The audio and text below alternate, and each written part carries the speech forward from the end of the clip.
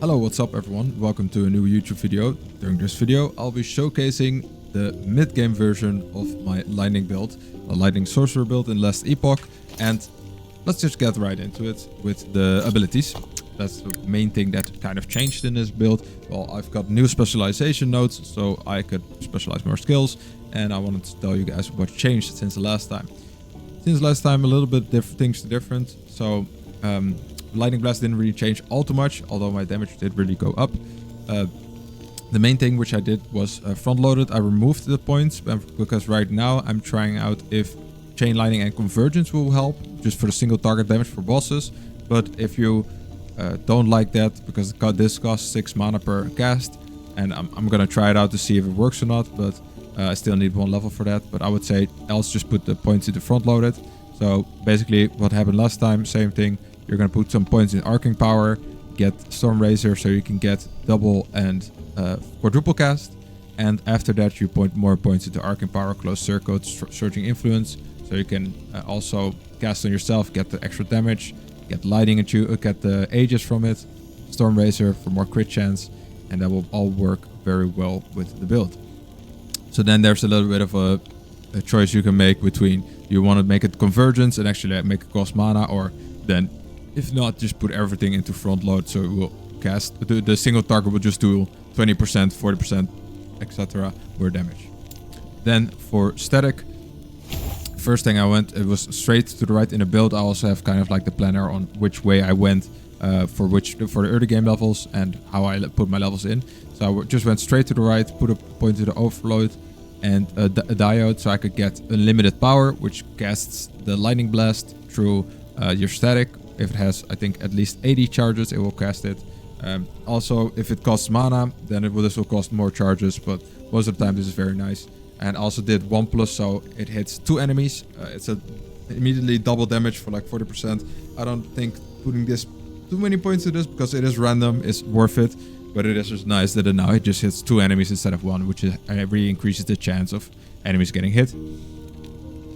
Then I put some more points into like how much I get it through it. Not sure about this one, but you know, it's we're still playing around a little bit. Getting more charges is very good, because then you can get more crit multiplier, and also that you can get back charges very quickly after discharging.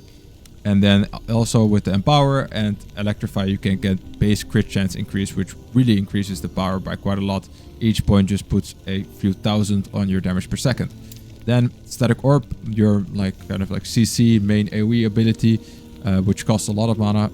So one of the first things I did, I went here, there, increase the projectile speed, also the Fusion Blast, and also Atomic Manipulation. I didn't put all points into this, but this really helped with the 35 mana cost that it has, because you can get like up to 75% back if you just spam your Chain Lightning after, or Chain Lightning Blast. So after that, I put some points into this. The exact way I leveled it also in the build down below, but I just put some points here and there just to see what it is. I did try out having like the recurring orb, so it actually returns to you, but I didn't like it at all. Also tried doing a ball lightning sorcerer, but that also wasn't that much fun, because the way it spins around you is kind of like an orbit that slowly starts here and it slowly goes further and further, which is very hard to hit, especially on bosses or anything that moves.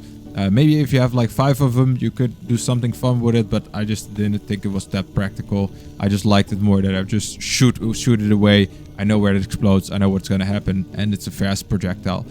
So after that, I put some points into the critical multiplier, so it just deals a lot more crit damage. You can also go the way of just having it deal more damage against shocked enemies, because almost all enemies you hit are permanently shocked. Then for teleport, I first got the extra elemental affinity and the cooldown reduction. That's also very important. I might have misdone that in my build, but I'll check it out later. So that's very important. So it comes at a very low cooldown. I have like a 3.5 seconds right now. Then after you put in the elemental damage and the cooldown reduction, I increased the buff duration. And as soon as I got this node to be able to specialize into the Elemental Nova, that is when I actually did Elemental Dawn, Elemental Dusk, and Elemental Midnight, so that the ability also casts on your teleport. And then afterwards, I'm just increasing the static buff duration. Then for your Elemental Nova, this is kind of like your AoE clearing ability, which does also give you a little bit of survivability. So first of all, the damage and area needed to go up. First put a point into this, and then the area and damage go up. Then the area goes even more up, because now it's quite an insane view around you. At the beginning it will only be just a little small circle, but now it's quite large, and it is all lightning, which we like. Then critical strike chance increase just increases the DPS by quite a bit. And then at the end of doing all of that, I did like the ward on kill and your ward retention, which just makes it so you can get some ward back, and you can actually keep a lot of that ward. Especially when you're teleporting around, you just gain a little bit of a buff every time you teleport, which is very nice. That was it for the skills and passives. First of all, I would put like 8 points into here, 2 points in here just to get 10 points. You can put more points into the increased cast speed, and 5 points for the increased critical strike chance and critical strike multiplier. You won't get this further. We won't put any points in this until later. Later on, I'll go back and then put points in this. But as you can see, there are way too many good things in the other sorcerer boards that you want to do first before you can go back and start putting points into that. So the first thing I put points in was Arcane Momentum, getting yourself some cast speed, which stacks up to 25%. Really does help a bit with just overall casting speed. It does really change quite a bit how fast you cast. Then further on, also now it gives you movement speed, which is quite nice, and 60% damage stacking up to 5. Other than that, I also put some points into intelligence, but that one got way later because of the intelligence to crit chance bonus that it gives. Then I went down below for increased lightning damage and shock chance with lightning skills. This will make it so you always shock enemies, so they always have like 10 stacks, bosses as well. And lightning penetration and also leeching, which is quite nice. Same, our helmet does counter leeching from crit strikes, but that is fine. So I just realized that no, okay. No, never mind. I was looking at my OBS and I thought I was doing the wrong thing. No, never mind. Okay, we're continuing. So then the crackling precision for critical strike chance increased even more. We're really critting with this build. And then the critical strike multiplier, this one's more important. So once you get like 2 points in here, you can already put points into this. I would advise putting all the points into here.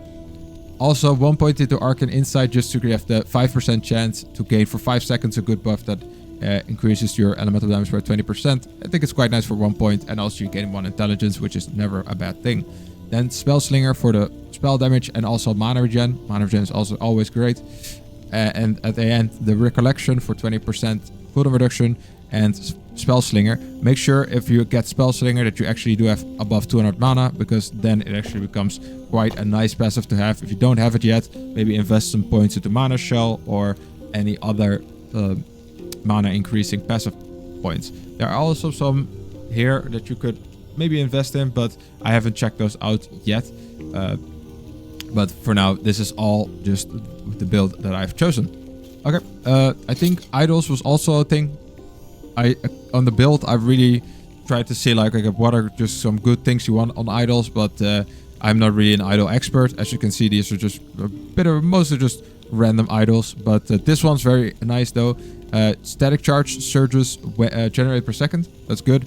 And also chance to gain lightning ages when hit. If for some reason you don't have it because your E gives it for 2 seconds, and also your lightning blast can give it to you for quite a bit, or 10% chance. So for whatever reason, if you didn't have it, then this would give you a 10% on it when you get hit. Then also increased damage way of lightning ages is very important. That's very good, and I would definitely get a lot of those if you can. You can get quite a bit of, like 66% on there. That's quite a bit of DPS.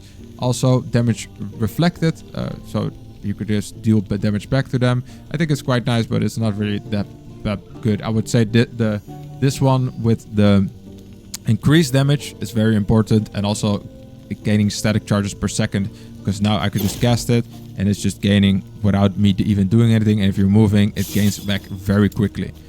So that's it for the idols. And then for the items, I would say one of the only things in this build I would really recommend you get, or really recommend you try to get, is this unique helmet, which is quite difficult to get. Of course, you can try with your crafting materials. You can try using these just to gain a helmet that is actually giving you 250% increased critical strike chance. But other than that, yeah, this one is just really, it gives me like 25% critical strike chance just for the helmet. That's insane. And that in combination with a offhand catalyst that increases your critical strike chance for spells, because that will also be a very big factor. Those two together, or if you can just get a helmet with a, maybe I don't know if helmets actually do drop with critical strike chance, but really try to get those. This doesn't need to be a unique. This is just a unique that I dropped, but if it has the plus 5% or plus 3% critical strike chance, it is very good because that will scale very well with all of your critical strike chance that you're stacking. And for your weapon, cast speed, spell damage, lightning damage, all those types of things are good. This ring, I would say, is something you would want if you can get any set ring. This is very nice. Not only shock on spell hit, but the +1 to static and 13 lightning spell damage. It really stacks up. I have 7.5k right now, and without it, I have 6.5k. So it gives almost 1000 DPS just for that one ring, which is quite insane. Same with all of the other stuff that can really give you quite some nice things. This one you get from the campaign anyway. So if you just play the campaign, you'll get this one. Doesn't really help that much because it will give you life or health on crit from leeching, but sadly you cannot leech from this helmet. So that's a bit of a iffy thing. But other than that, you just want increased lightning damage, anything you can get. Any plus on abilities as well really helps. I have +1 on static on both the ring and this one, which will increase it by 2, which is quite nice. But other than that, really try to focus on getting plus on your skills, lightning damage, crit chance. Those things are really the main stats you want on your build, and just try to get as much damage as possible. This build isn't that defensive, which, you know, for the mid game you don't really need that much, but later on it is nice that you also start looking at your respective resistances and how much that can actually help. Maybe your health and actually some health regeneration, but for now I'm blasting through enemies and don't really care too much about the health and resistance part of it. And this is kind of a glass cannon build, but it is very fun to play. So I think that covers passive skills, items, idols, and all of the other good stuff.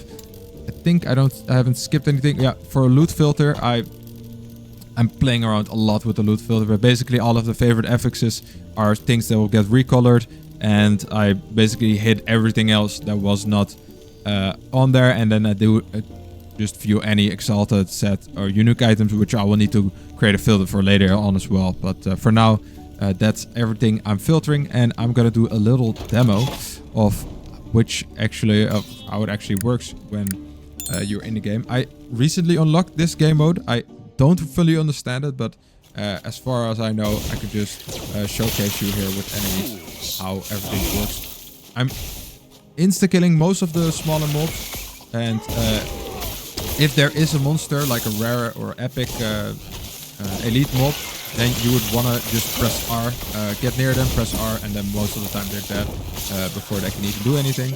That's most of the time the kind of play loop. You can just get in there. If there's a lot of enemies and they didn't die with your teleportation in them, then I would just suggest casting Q again, which optionally you can also switch this Q out if you're really struggling with survivability for Flame Ward. But I haven't really, maybe at bosses I felt the need for that, because then it is nice to have like a little bit of a protection, but most of the time it really doesn't matter, and you can just keep your Elemental Nova. But on bosses you don't really need the extra AoE damage, because the boss is single target anyway. So I would advise there to put a Flame Ward, but it is a little bit, you know, what you want for your playstyle. It is just nice to have an extra defensive skill on there. And that's about it. As you can see, even though I think this is level 62 content, so yeah, it is not a big surprise that I'm flashing through this as a 64, but my items are all like suboptimal. I haven't really done much crafting yet. I did increase a little bit of my weapon, but other than that, I think most of my stuff is still quite suboptimal. But we're just critting through everything, and And that's really the beauty of this build, is just how much crit you can get. And I think I do have a full crit chance thing right here, but we have like 50% crit chance on our build. So even without that, we would still be critting quite a lot, and everything just melts within. I mean, that's a 6,000 crit right there, and everything just melts very quickly, even the stronger ones. And now I just now I whiffed my static, but as you can see, it's already almost at 100, just because I'm walking around and I gain back a lot of it just by hitting enemies. And just like that, we have finished this monolith, and we can leave. That was it for the showcase. I don't think I need to showcase anymore. Maybe a boss would have been nice, but I don't have any boss footage right now. And yeah, that was it. I hope you enjoyed. Thanks everyone for watching. I love the feedback that I've been getting from the last Epoch videos. And I'll see you guys in another video. The endgame build will be nice. I'll be upgrading and testing out some new stuff. So stay in tune for that. Please like and subscribe. Thank you for watching, and see you in the next video.